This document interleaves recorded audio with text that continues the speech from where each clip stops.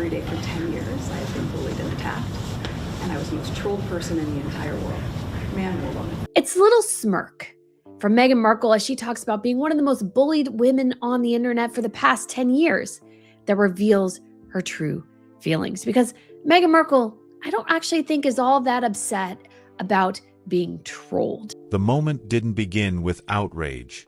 It began with a line, carefully delivered, emotionally weighted, and designed to land with impact. Standing in front of a room of young women during a tightly controlled Australian engagement, Meghan Markle framed herself not just as a target, but as the target, claiming she had been the most trolled person on the internet for a decade.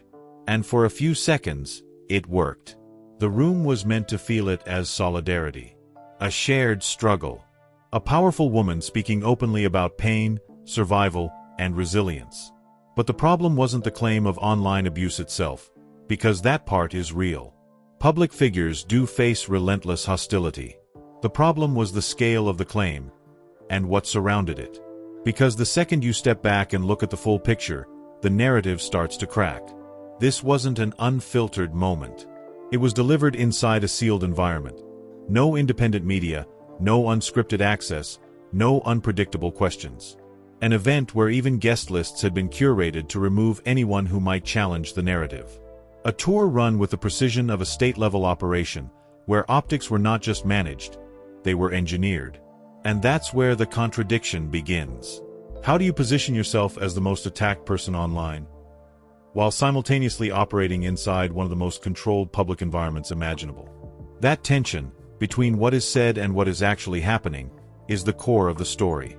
In many ways, she hates the negative coverage. She wants everybody to be glowing and wonderful about her. But at the same time, the woman is an absolute narcissist, and she loves it when people are talking about her. Because what Meghan describes as trolling doesn't fully align with what's actually being directed at her. Trolling is chaos. It's random, irrational, designed purely to provoke. But much of what surrounds her public image isn't random at all. It's structured criticism. It's people pointing to specific moments, specific claims, and asking very direct questions. Take one example that refuses to go away. In interviews and in the Netflix narrative, Meghan claimed that she and Prince Harry were secretly married 3 days before their official wedding. It was presented as something deeply personal, almost sacred. A glimpse into the real relationship behind the spectacle. But then Justin Welby publicly clarified that ceremony never happened. There was a private prayer, not a legal marriage. Now pause for a second. When people point out that contradiction, is that trolling, or is that accountability? That distinction matters more than anything else in this. Now pause for a second. When people point out that contradiction, is that trolling, or is that accountability? That distinction matters more than anything else in this entire narrative. What she doesn't like, though, is when the public holds a mirror up to her face and her lies and her hypocrisy are exposed yet again. And so as we look at this latest appearance in their quasi-cosplay royal tour. Because once you label all criticism as trolling, you remove the need to respond to it. You shift the conversation away from, "Is this true?" to, "Why are people being so mean?" And that shift is incredibly powerful. But it only works for so long. And here's where it gets even more complex. At the same time Meghan presents herself as a victim of online hostility, there exists a highly active online support network, often referred to as the Sussex Squad, that has repeatedly been accused of targeting critics with coordinated attacks. Journalists, commentators, even ordinary people who question her narrative have reported waves of harassment. And yet, there has been no clear, sustained disavowal of that behavior. She encourages them. Meghan Markle, to a certain extent, loves being somebody people talk about online. So now the contradiction deepens. Can someone claim to be the primary victim of online toxicity, while remaining closely aligned with a community that amplifies that same toxicity in their defense?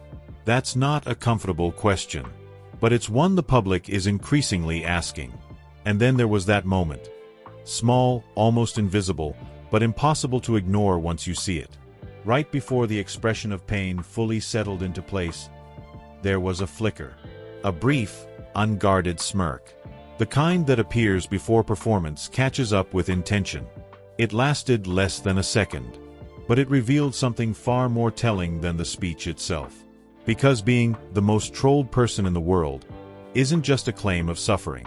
It's also a claim of significance. You cannot be the center of global hostility unless you are, in some way, central to global attention. Victimhood and importance, wrapped into a single sentence. And that duality sits at the heart of everything. Even alongside her, Prince Harry added another layer to the contradiction. At the same event, he spoke about stepping away from royal life, about no longer wanting to be part of that system. Yet the entire tour, from security to presentation to structure, mirrored a full-scale royal engagement. So what are we really looking at? A rejection of the institution, or a reinvention of it under personal control?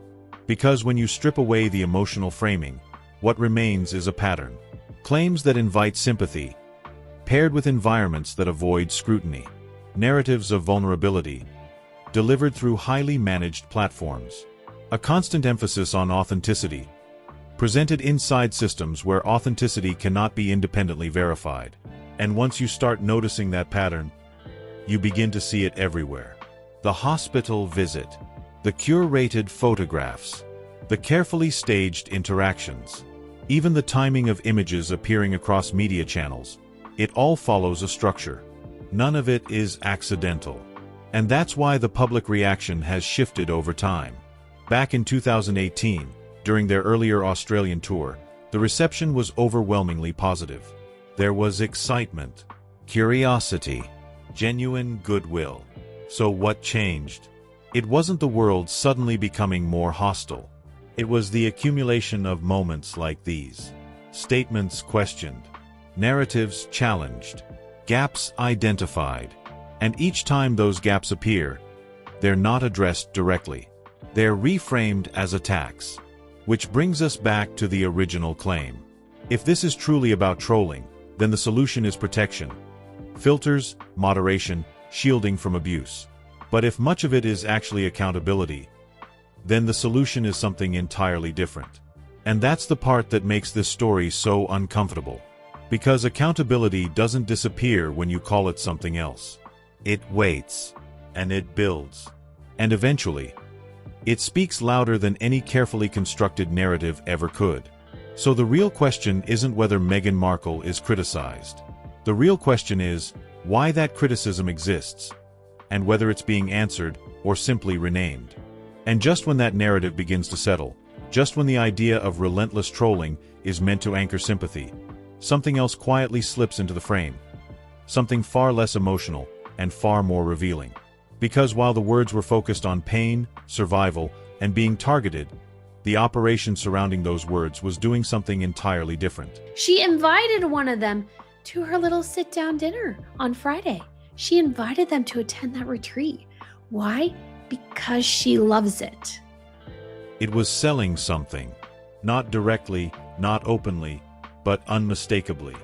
During the same Australian tour where Meghan Markle positioned herself as a victim of global online hostility, another layer of the story was unfolding in parallel. Her lifestyle venture, carefully branded, softly introduced, and strategically placed, was being promoted through the exact same appearances that were framed as humanitarian. And this is where the lines begin to blur. Because when you look closely, the charity, the brand, the image, and the messaging weren't separate elements. They were operating together, inside the same moments, serving multiple purposes at once. Take the hospital visit. On the surface, it was presented as compassion. A royal-style engagement. Meeting children, offering comfort, creating a moment of connection. But the imagery that reached the public wasn't spontaneous. It was structured. Children brought into position. Angles chosen. Timing coordinated. And within hours, a single photograph dominated the narrative. Meghan kneeling beside a child holding a handmade sign. It looked natural, but it wasn't unplanned. And then there was what appeared in that same visual ecosystem. Clothing. A designer piece, delivered to her hotel upon arrival. Worn during the engagement. And then, almost immediately, featured online with the subtle but powerful label, as worn by Meghan. Now pause for a second. When a charitable visit and a commercial promotion exist inside the same image, what exactly are we looking at? Is it humanitarian work? Or is it brand positioning? Because this is precisely the kind of integration that was never allowed when she was a working royal. Back then, strict rules separated service from personal gain. Gifts had to be returned. Commercial overlap was prohibited. The institution demanded clarity. But here, there is no separation. Everything is blended. The cause, the clothing, the narrative, the identity. It all becomes part of a single monetizable frame. And that same structure extends beyond a single visit. It reaches into the wellness retreat. A closed-door event. No recordings. No independent verification. Tickets priced at thousands of dollars per person. An audience that had already paid to believe in the experience before it even began. Think about that for a moment. A space where the message cannot be challenged, because it cannot be documented. A space where authenticity is claimed, but cannot be tested. A space where vulnerability becomes a product. And suddenly, the most trolled person in the world narrative takes on a different function. Because it doesn't just generate sympathy. It creates demand. If you are constantly under attack, then your presence feels rare, valuable, worth accessing, worth paying for. The retreat becomes more than an event, it becomes a refuge. A place to hear the real story away from the noise. But here's the catch. If the only place the real story exists is in environments where no one else can verify it, then what exactly is being sold? That's the uncomfortable question sitting just beneath the surface. And it doesn't stop there. Because alongside Meghan's narrative, Prince Harry continues to operate within a language that reinforces the same structure. Therapy, healing, trauma, growth. It's a framework that naturally discourages criticism, because questioning it can feel like attacking someone who is in recovery. But when that language is used repeatedly, across books, documentaries, speaking engagements, and paid appearances, it begins to shift. It stops feeling like a personal journey, and starts functioning like a communication strategy. One that turns every challenge into proof of suffering, and every contradiction into further justification for sympathy. And then reality slips in again. At one of the engagements, Harry tried to connect with the audience by discussing social media bans, expecting shared frustration, shared experience. But the room didn't respond the way he anticipated. The young women sitting in front of him hadn't experienced what he was describing. That moment, small, unscripted, impossible to control, exposed something critical. The narrative wasn't matching the audience. And when that happens, the gap becomes visible instantly. Because controlled environments can shape perception, but they cannot fully replace reality. And that's been the recurring pattern throughout this entire tour. Expectation versus outcome. Message versus reception. Performance versus observation. Even the country itself tells that story. Australia, the same place that welcomed them warmly in 2018, responded very differently this time. Petitions, political skepticism, public questioning. Not because the world suddenly became harsher, but because people had watched the years in between. They had seen the interviews, the documentary, the memoir. They had tracked the claims and the contradictions. And they arrived at their own conclusions before the tour even began.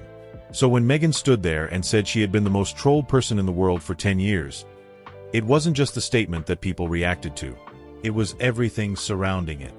The structure, the timing, the environment, the business model quietly running alongside the message.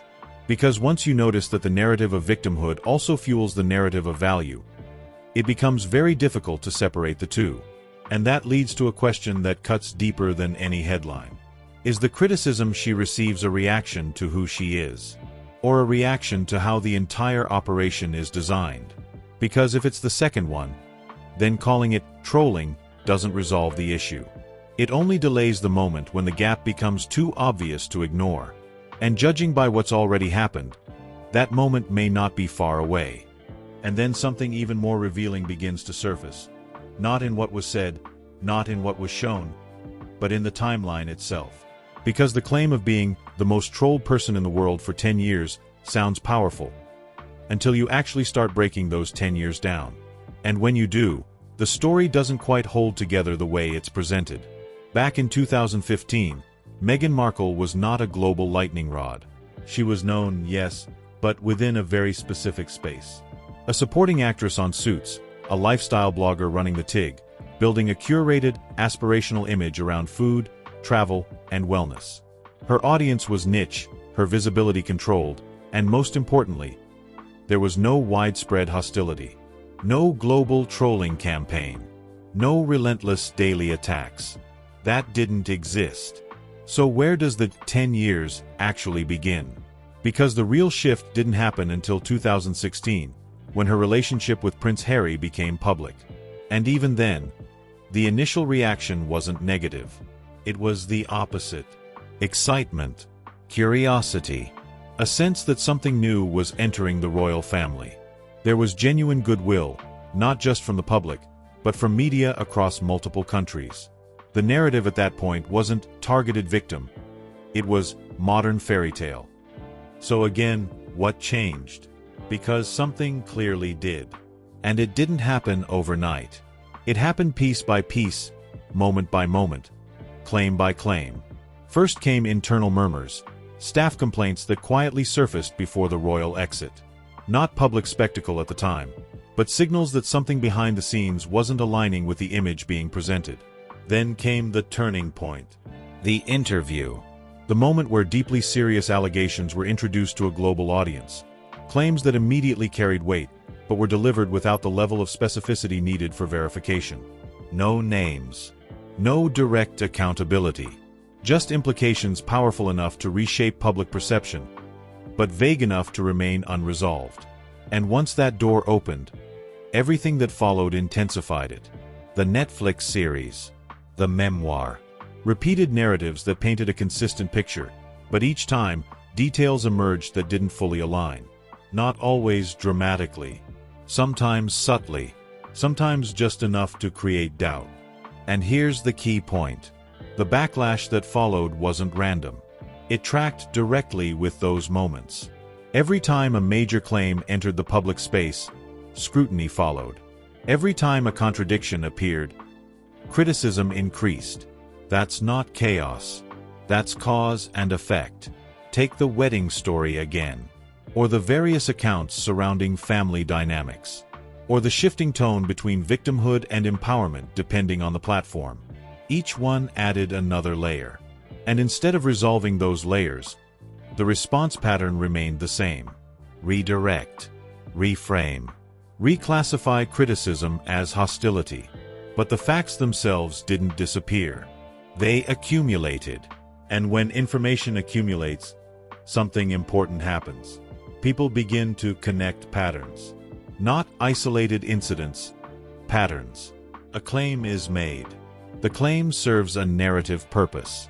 Then later, documents, testimonies, or direct statements emerge that challenge it.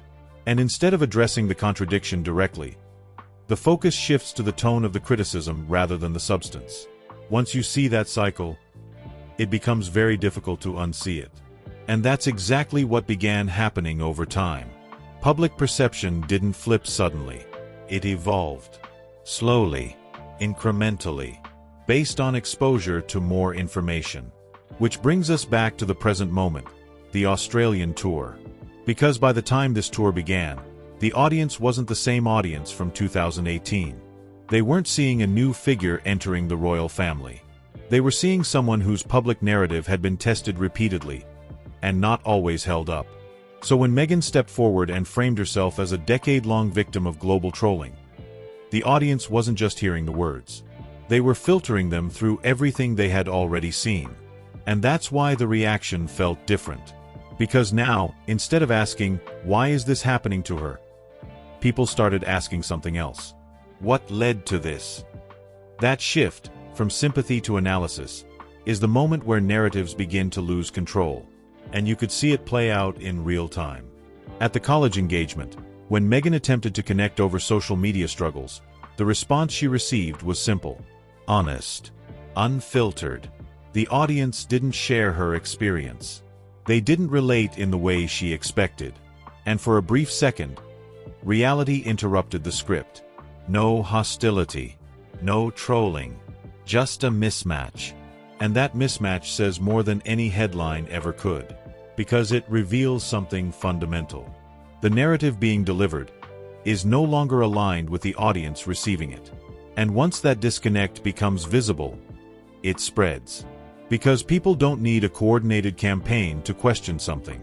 They just need enough moments where the story doesn't quite match the evidence.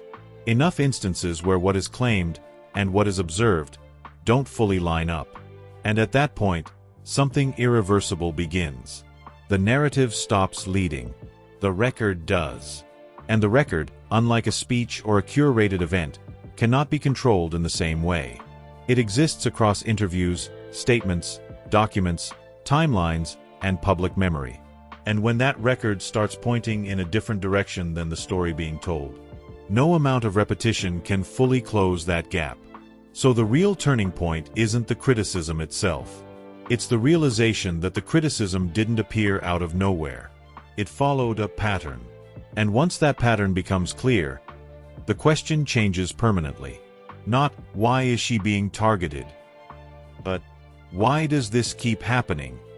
And just when it seems like the narrative has stretched as far as it can go, something even more revealing appears. Not in a headline, not in a speech, but in the structure of how everything is being delivered. Because by this point, the question is no longer just about what Meghan Markle says.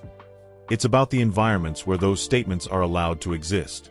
And those environments are not neutral. They are designed carefully, intentionally, repeatedly. Take the wellness retreat in Sydney, the one that sat quietly in the background of the tour, but may actually explain more than any public appearance ever could. A closed room, no recordings, no independent journalists, an audience that paid thousands to be there, and therefore arrived already invested in the experience being meaningful. Now think about what that creates. It creates a space where claims can be made once, emotionally, powerfully, without ever needing to be tested outside that room. No transcripts, no clips, no verification. The story exists only in memory, and memory, especially when tied to a high-cost experience, rarely questions itself. Because if you've paid that much to be there, you need it to feel real. You need it to feel worth it. And that's where something subtle but powerful begins to happen. The narrative becomes immune to scrutiny, not because it's proven true, but because it's never exposed to challenge. And suddenly, the entire idea of authenticity starts to shift. Because authenticity, in its real form, requires exposure. It requires unpredictability. It requires the possibility of being questioned. But here, authenticity is being delivered inside environments where none of those things are allowed to exist. So what is it, really? Is it authenticity? Or is it the simulation of authenticity? That question becomes even sharper when you place it next to the public messaging. The warm kitchen, the homemade lifestyle, the carefully presented image of relatability, all built on the idea that what you're seeing is real. But then behind that image, you have sealed rooms, controlled access, curated audiences, and no independent documentation. Two completely different realities, running at the same time. And the tension between those two realities is no longer subtle.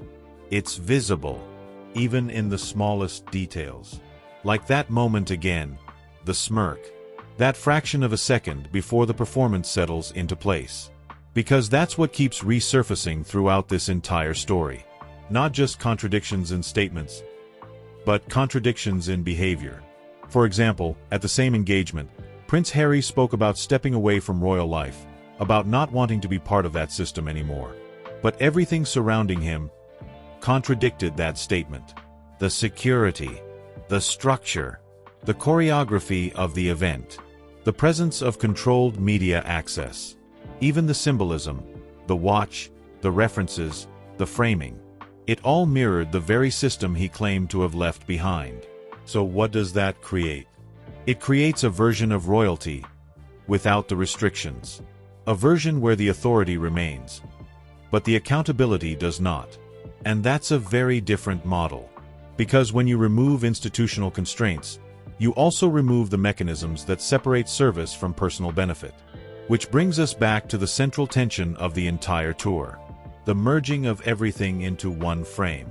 Charity, brand, empathy, monetization, victimhood, visibility, all operating together, seamlessly. And once again, the question isn't whether any one of those elements is valid on its own. The question is what happens when they are combined.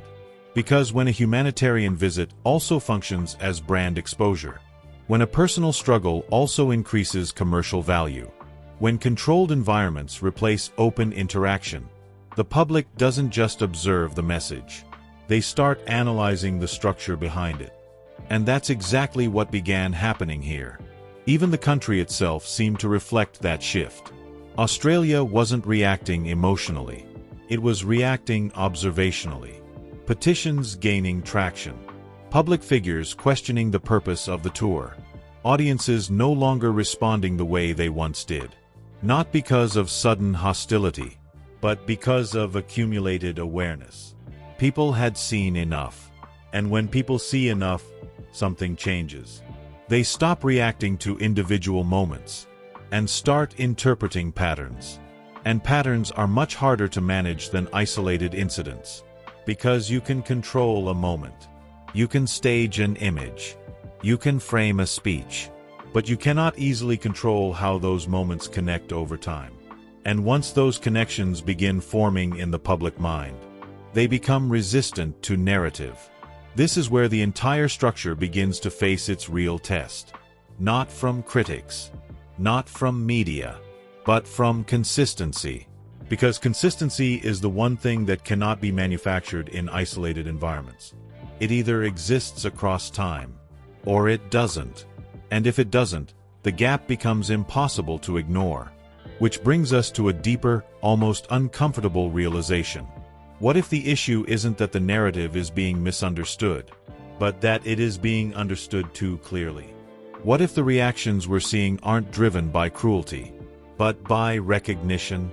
Recognition of patterns, recognition of contradictions, recognition of a system that blends personal story with public influence in a way that raises more questions the longer you look at it. And if that's true, then calling it trolling doesn't just mislabel the situation. It masks the very thing that's actually happening. Because what we're witnessing here may not be a breakdown of public support, but a shift in how the public processes information. Less emotion, more analysis, less reaction, more observation. And that shift, once it fully takes hold, doesn't reverse easily. Which leads to the final, unavoidable question that's now sitting beneath everything. If the environments are controlled, if the narratives are structured, if the patterns are visible, then what happens when those patterns become the story itself? Because once that happens, no stage, no speech, and no perfectly managed moment can fully contain what comes next. And this is where everything finally converges. Not in a dramatic collapse, not in a single headline, but in something far more decisive. Clarity. Because after all the speeches, the curated moments, the controlled environments, and the repeated claims, what remains is no longer just a narrative. It's a record of statements made, a record of events observed, a record of reactions that didn't appear randomly, but followed, step by step, everything that came before. And once a record reaches that point, it stops being something you can reshape in real time. It starts shaping you. That's the position Meghan Markle now finds herself in. Because the claim, being the most trolled person in the world, is no longer being judged on emotion alone. It's being measured against everything surrounding it. The structure, the timing, the contradictions, the patterns that have repeated too many times to be dismissed as coincidence. And here's the part that quietly changes everything. The public is no longer reacting to individual moments.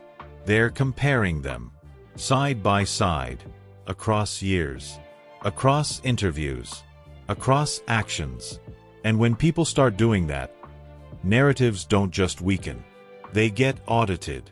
Take the central idea that has been carried throughout this entire story, that the negativity is driven primarily by external forces. Trolls, media bias, institutional resistance. These factors exist, yes. No serious person denies that. But are they enough to explain everything? That's where the narrative begins to lose its grip. Because the more the public looks, the more another explanation starts to feel simpler, more consistent, more aligned with the evidence. That the response isn't just about who she is. It's about what has been said, what has been shown, and what hasn't aligned. And once that possibility enters the conversation, it doesn't leave, because it reframes everything. Suddenly, criticism isn't automatically cruelty. Questions aren't automatically attacks. And disagreement isn't automatically harassment. It becomes something else. Evaluation.